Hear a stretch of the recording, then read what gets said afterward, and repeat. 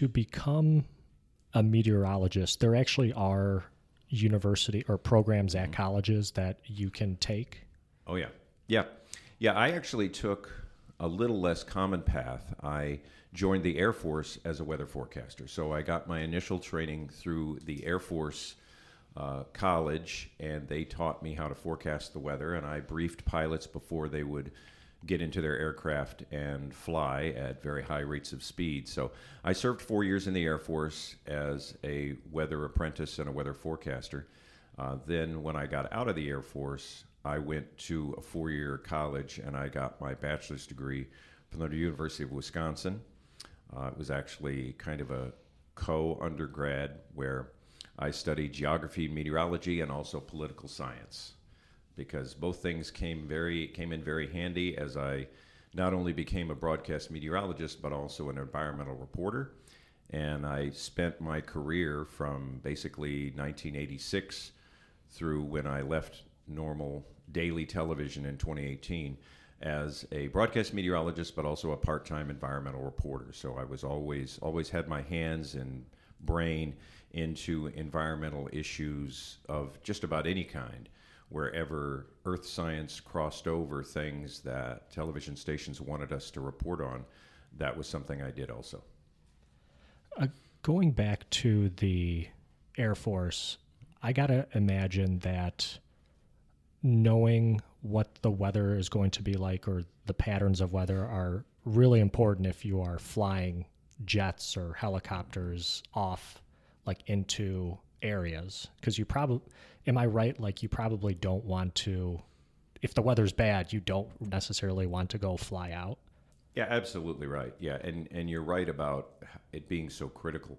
And the thing is that when you're talking about military operations, and first of all, the weather people had to have a top secret clearance because of the sorts of missions that our pilots flew. We needed to be able to brief them on the exacts of their mission. So one of those sorts of things was they would fly at very low levels, and sometimes that would be just a couple hundred feet off the ground at high rates of speed. And they are very, very sensitive to weather when you're going fast that close to the ground. So those low-level operations were critical in terms of weather. And then there were other times when they would fly through the mountains, either on search and rescue or other sorts of missions.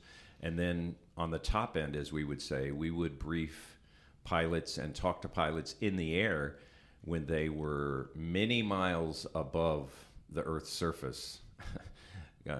Turns out they were SR-71s. They were top secret at the time, but they would radio into us and say they were at 100,000 feet moving at Mach 3, and we knew who they were, and we knew what they wanted, and we would brief them in flight, both kinds of operations or all kinds of operations, and we would also brief them ahead of time for what they could expect to depart and what they could expect when they got to their destination. So, yeah, the Air Force training for weather was very, very centered, as you might imagine, on aviation conditions.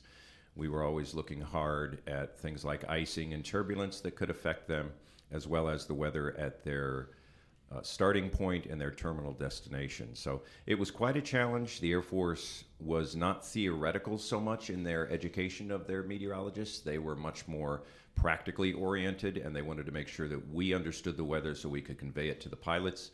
And I think it was a tremendous preparation. Obviously, when I moved into television, people at home aren't really caring if there's going to be turbulence above us or icing in the sky. So those parts of my education didn't get used a whole lot, but being able to take complicated concepts about the weather and translate into understandable sorts of passages, that was very helpful, and the Air Force prepared me supremely well for that.